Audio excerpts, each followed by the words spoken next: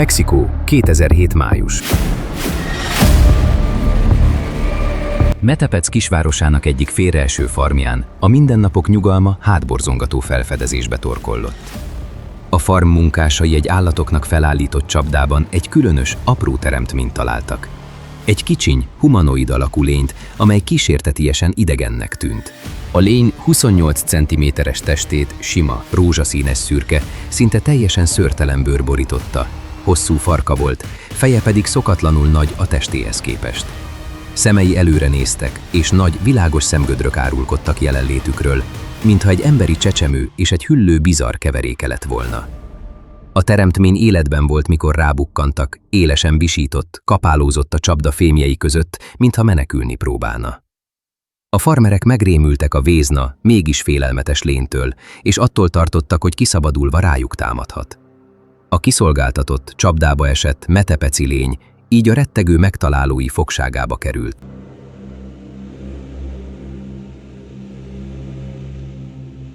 A farm tulajdonosa, Mario Moreno López és 3 másik szemtanú is látta a lényt élve vergődni a patkánycsapdában. A tanya dolgozói eleinte lefotózták a különös lényt, de hamar eluralkodott rajtuk a pánik. Úgy döntöttek, megölik, mielőtt esetleg kiszabadulna. Elmondásuk szerint azért választották ezt a drasztikus lépést, mert attól féltek, hogy a lény kiszökik és rájuk támad. Az elkövetkező órák eseményei szinte horrorfilmbe illenek. A férfiak megragadták a rémült kis teremtményt és vízbe folytották, ám a lény hihetetlen módon nem adta meg magát könnyen. Kétszer is újra kellett kezdeniük a kegyetlen procedúrát, mert a lény még mindig élt, kapálózott és éles hangon sikoltozott a víz alatt is. Végül harmadszorra, hosszú órák vízbe merítését követően a különös idegen test végleg élettelenné vált. A dolgozókat sokkolta, milyen kitartóan küzdött az ismeretlen lény az életéért. Többük esküdözött később, hogy a teremtmény természetellenesen sokáig bírt a levegő nélkül, mintha vízi élőlény lett volna.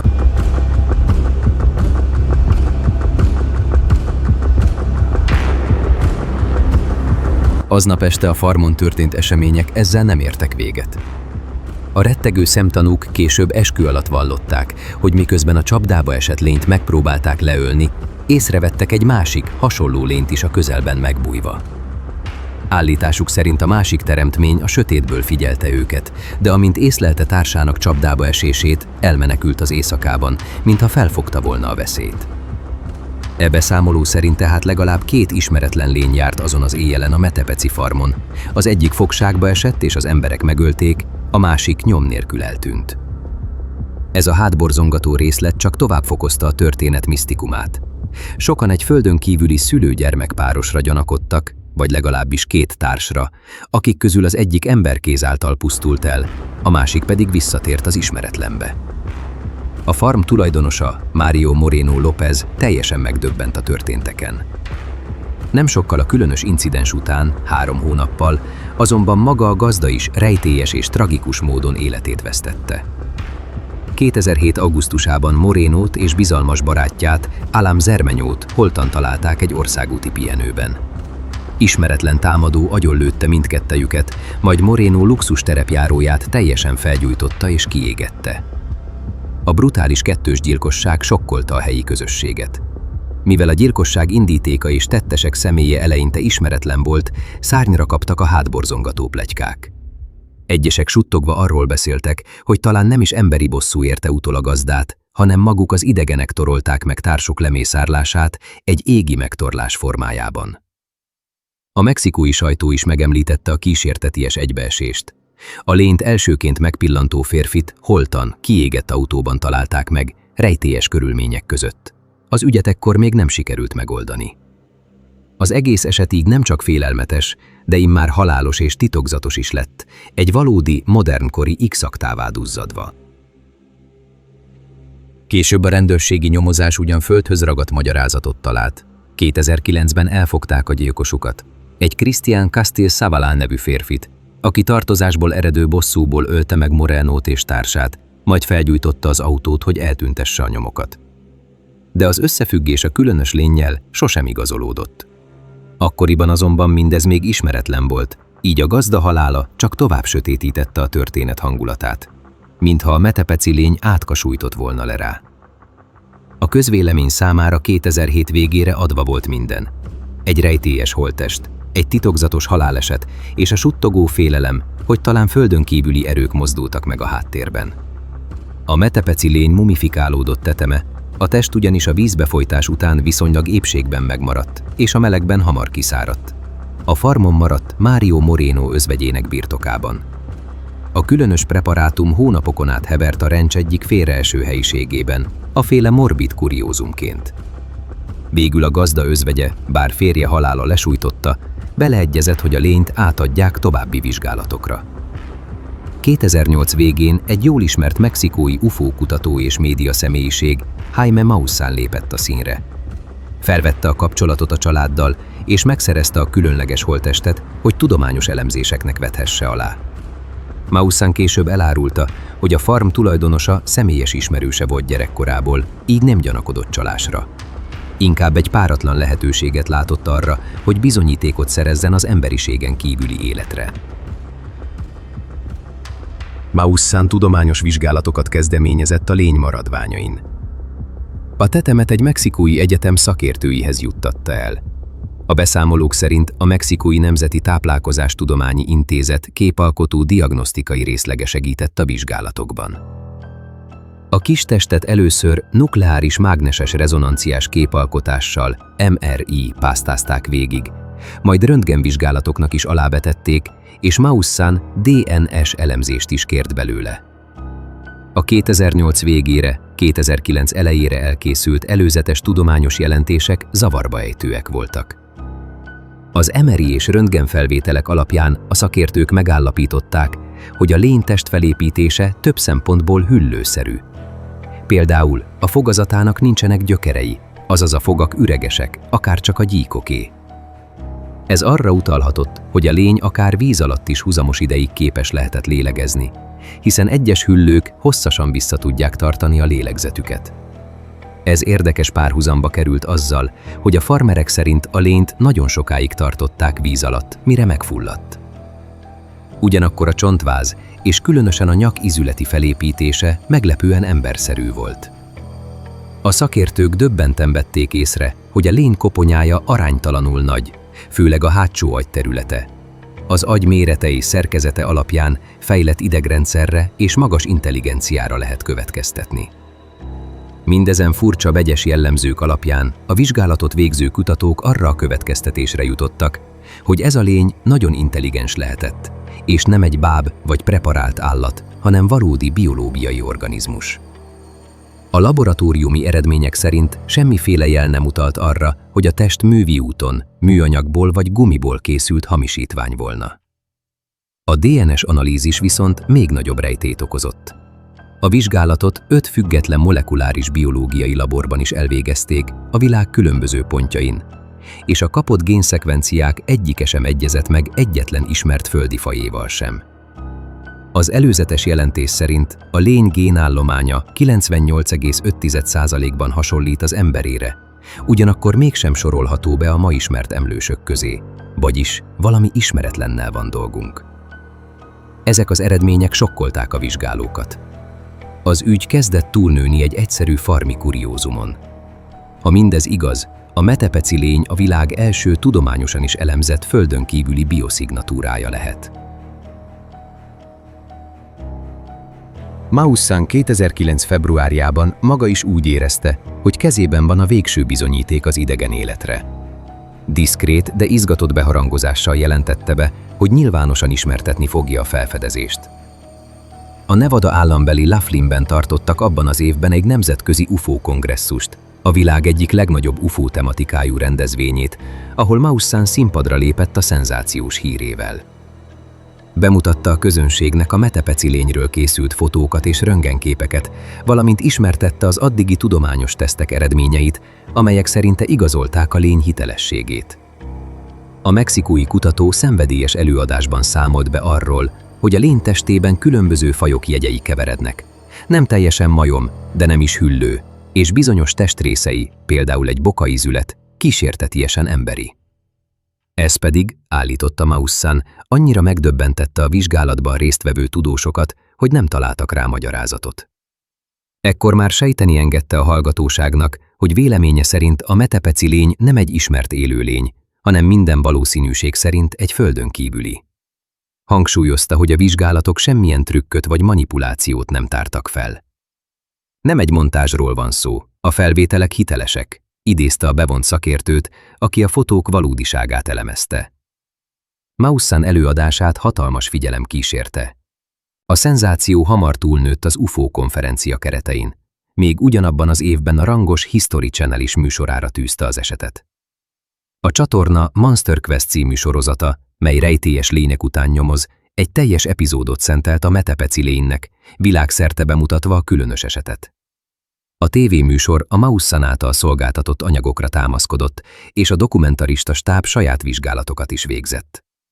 A Monster Quest epizódban bemutatták a lény röntgen és MRI képeit, interjút készítettek a mexikói vizsgálat vezetőjével, Jesus Higuera radiológussal, és igyekeztek további véleményeket begyűjteni a tudományos közösségtől.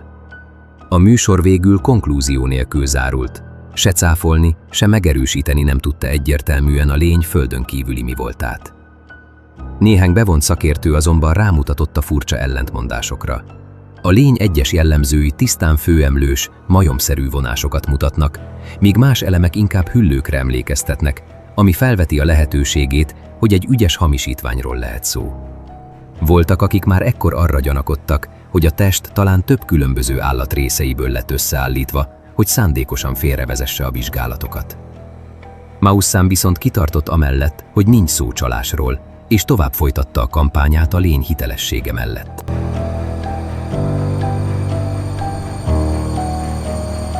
A Metepeci lény története 2009-re hatalmas nemzetközi publicitást kapott. Jaime Maussan, aki Mexikóban már korábban is ismert volt merész UFO állításairól, ezúttal tényleg olyan felfedezést tartott a kezében, amely, ha igaznak bizonyul, átírhatja a történelemkönyveket.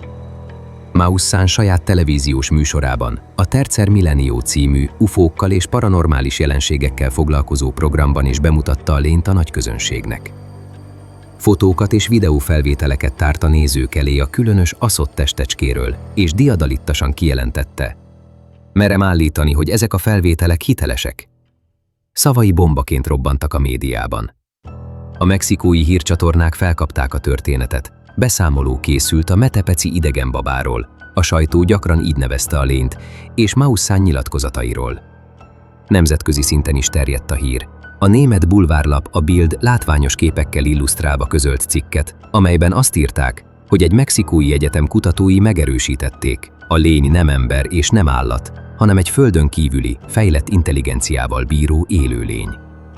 Az újságok kitértek a hajmeresztő részletekre is, például, hogy a lényt órákig kellett víz alatt tartani, mire megfulladt, és hogy a környéken gyakran látni véltek ufókat és gabonaköröket, így akár egy idegen lény ott felejtett gyermekéről is szó lehet. A sztori hamar a tévéhíradók és internetes portálok kedvenc szenzációja lett. Maussan szerepe kulcsfontosságú volt. Ő vette meg a lény testét, a riportok szerint jelentős 300 000 mexikói pezót, akkori árfolyamon mintegy 25-30 000 dollárt fizetett érte Moreno özvegyének. Onnantól kezdve a preparátum az ő felügyelete alatt állt.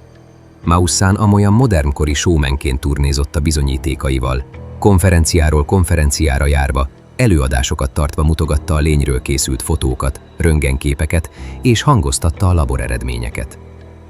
A közönség borzongva és ámulva hallgatta a történetet, a média pedig mindezt megsokszorozta. 2009 nyarán a Chilében működő La Voz del Norte televízió is hírt adott a felfedezésről, dramatizált riportban számolva be a mexikói farmon talált kis idegenről. A hullámok egészen Európáig értek. Számos külföldi újság és weboldal közölt cikkeket a rejtélyes esetről.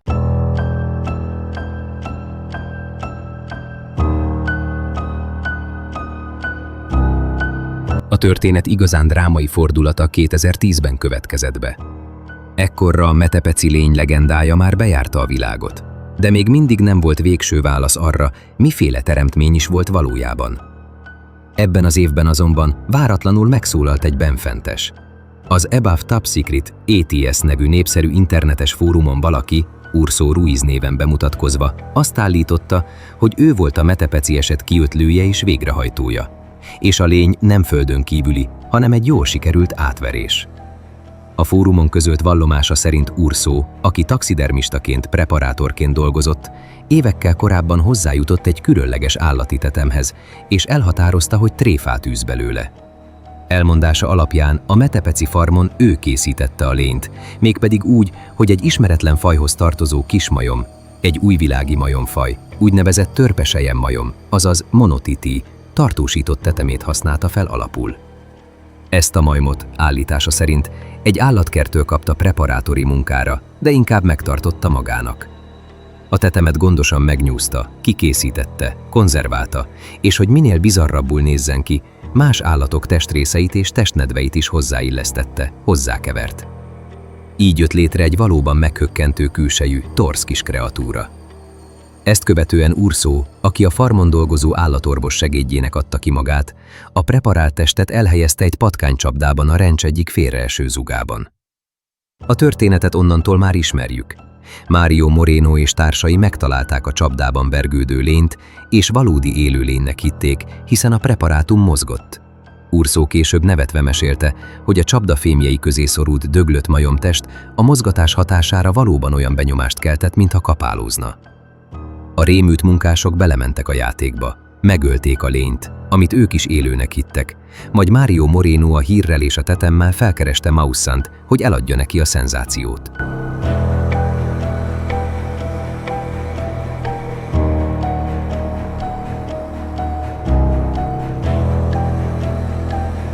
Urso Ruiz internetes vallomása sokakat megdöbbentett, de kezdetben nem mindenki hitte el. Bizonyítékot ugyanis ő sem tudott felmutatni a fórumon, csupán a szava hihetőségére hagyatkozhatott az olvasó. Mivel a Metepeci lény testét továbbra is Maussán őrizte, a hoax beismerés ekkor még nem tekinthető tudományosan megalapozottnak. Csupán egy állítás volt a sok közül.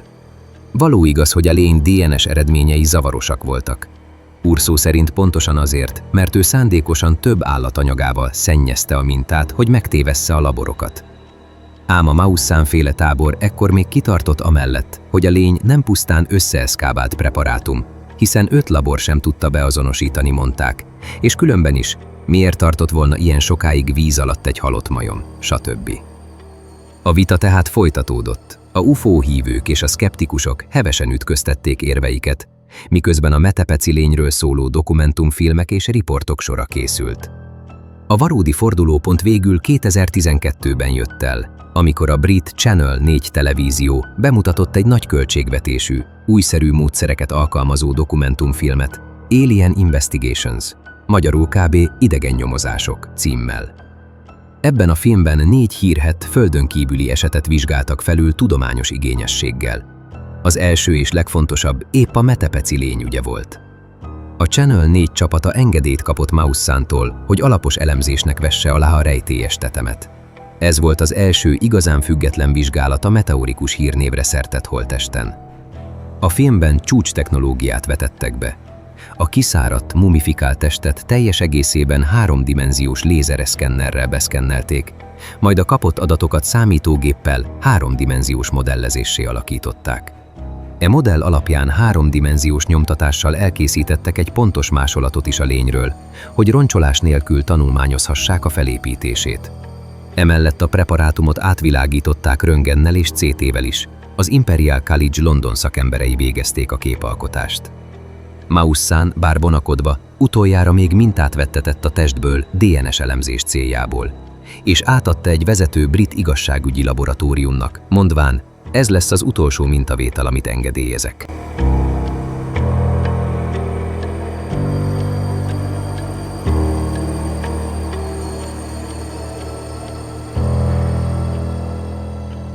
A Channel 4 vizsgálat eredménye végül egyértelmű bizonyítékot szolgáltatott a rejtély megoldására. Először is a digitális 3-dimenziós modellezés és a röntgenek alapján dr. Donald Quick professzor, az Imperial College neves biológusa megállapította, hogy a lény fogazata és állkapocs szerkezete egyértelműen újvilági majomra utal. Olyan kisméretű majomfélére, ami Közép- vagy Dél-Amerikában honos, nem pedig Afrikában vagy Ázsiában. A koponyáról készült felvételeken a professzor felfigyelt egy részletre. A koponya talpán lévő nyakszírtnyílás, ahol a gerincbe csatlakozik, elhelyezkedése és alakja is tipikus a majmoknál. Mindez arra utalt, hogy a lény nem idegen anatómia, hanem egyszerűen egy kismajomféle preparát maradványa. A Channel 4 stábja továbbment. Sikerült előkeríteniük magát Urso Ruizt is, az ATS fórumon vallomástevő taxidermistát. A dokumentumfilmben Urso arcát nem mutatva, de hangját vállalva beszélt a stábnak, és alávetették egy poligráfos vizsgálatnak is. A hazugságvizsgáló megerősítette, hogy Urso igazat mond.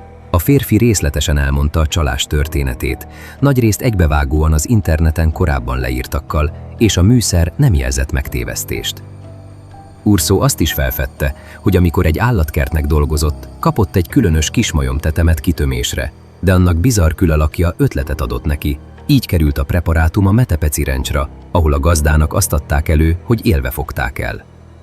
Urso elmondása szerint a gazda, Mario Moreno, annyira szenzációhajhász volt, hogy első szóra hívta Moussant és a sajtót, amint élő idegenfogásról hallott. A Channel 4 laboratóriumi DNS elemzése végül megerősítette Urso trükkjét. A mintákban több állatfaj nyomait is kimutatták, ami megmagyarázza a korábbi kaotikus eredményeket. A vizsgálatok csúcsán Quick professzor kijelenthette, a metepeci lény nem földön kívüli, hanem egy ismert földi élőlény, egy majom maradványa, amit ügyes manipulációval tévesztettek össze valami mással.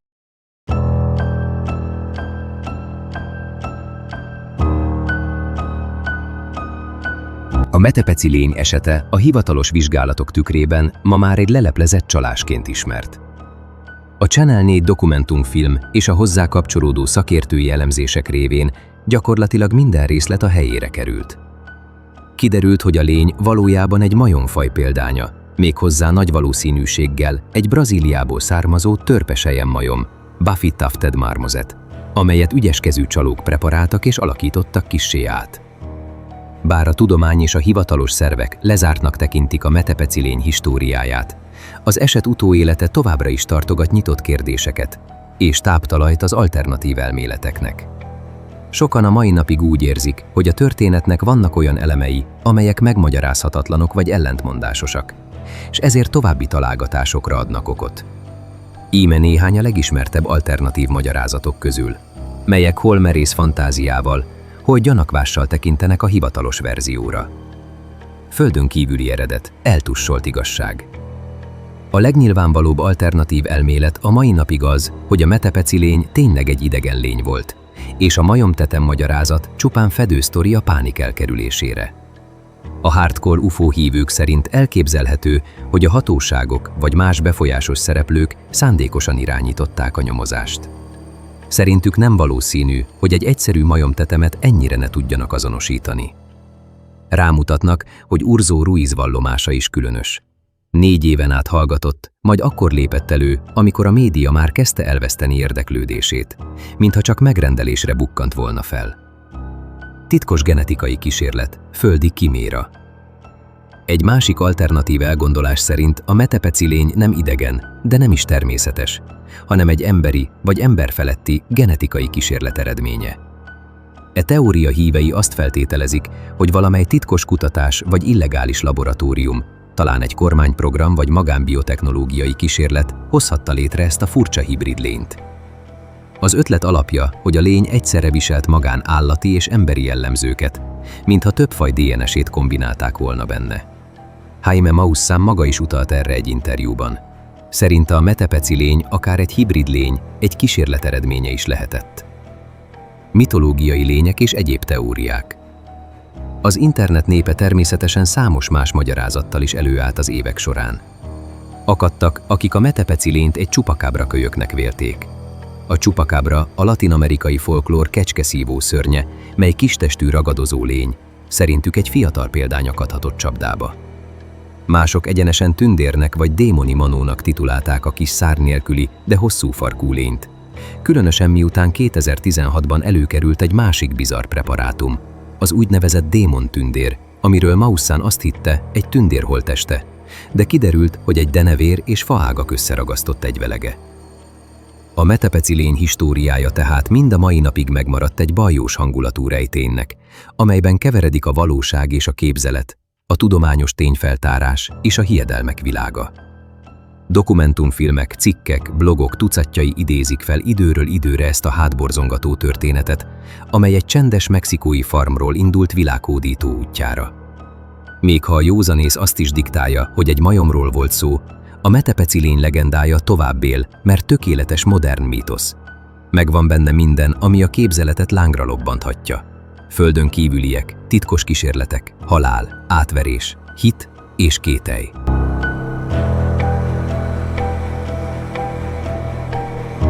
És most, hogy megismerted a Metepeci lény történetét, a kérdés már csak az, valóban egy földi majom volt, ahogy azt sokan állítják, vagy egy teljesen ismeretlen intelligens lény? Írd meg a véleményed kommentben. Ha tetszett ez az epizód, nyomj egy lájkot és iratkozz fel a csatornára, hogy ne maradj le a következő döbbenetes történetről. Minden este 19 órakor új rész, egészen december végéig, egy sötét, misztikus sorozat, ami alámerül az ismeretlenbe, hogy közösen derítsük ki, mi az igazság. Nézd meg az előző 2 részt is, ha még nem láttad, és találkozunk a 4. részben.